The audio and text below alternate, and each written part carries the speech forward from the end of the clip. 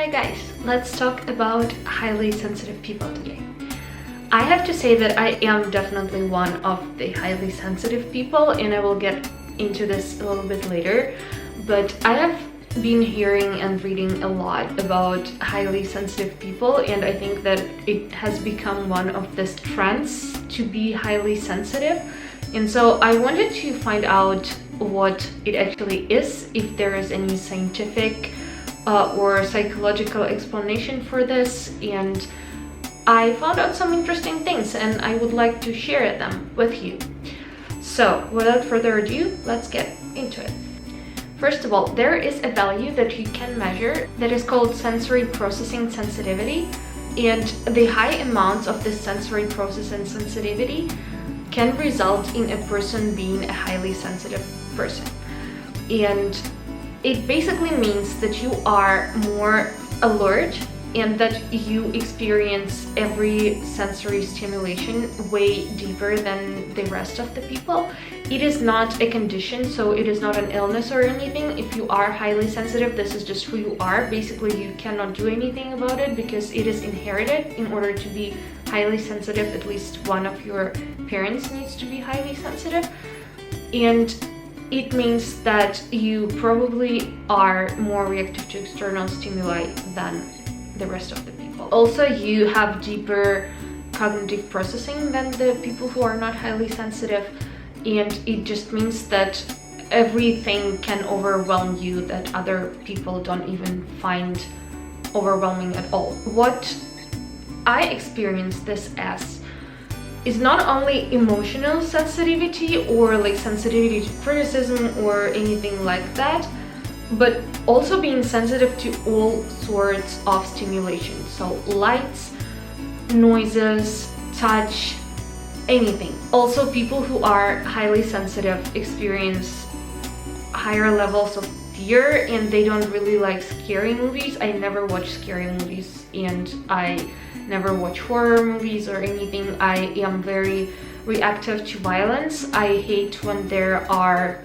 scenes of crime and blood and all of that. I mean, I can tolerate it because growing up a highly sensitive person, I learned that most people are not like that. So I kind of can like collect myself and turn it down a little bit. But for example, I cannot deal with really loud noises because I get a headache, even if the noise is not too loud, but if it's constant, I get overwhelmed. I used to listen to music on my MP3 player. I would listen to it so quietly that when I shared my headphones with other people, they would be like, why are you listening to music so quietly?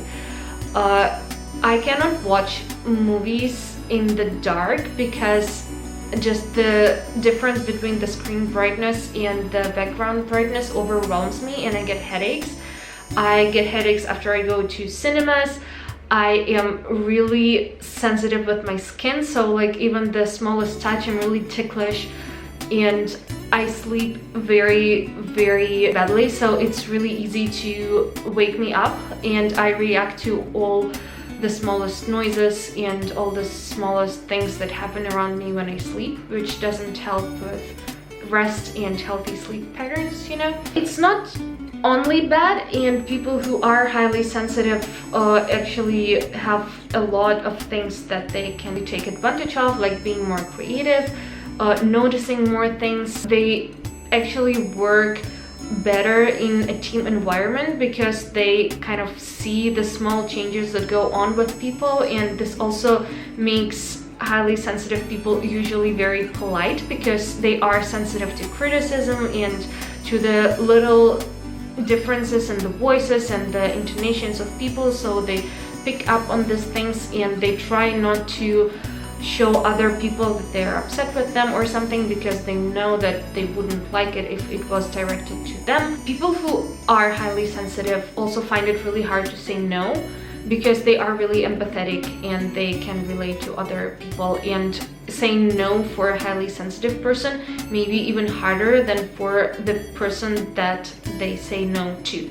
Highly sensitive people are also very intuitive and they notice more things, they're very observant, but I think that growing up like this can be hard, because if a lot of things actually upset you and you are sensitive to criticism and to the things that people say to you, because I mean, kids can be cruel or violent and there can be bullying involved, and I think that for highly sensitive people, school is probably not the best experience, although in my case I really liked going to school and everything was fine, but still I think that a lot of highly sensitive people can struggle with that. I think that it is not something to be ashamed of or to be considered as bad.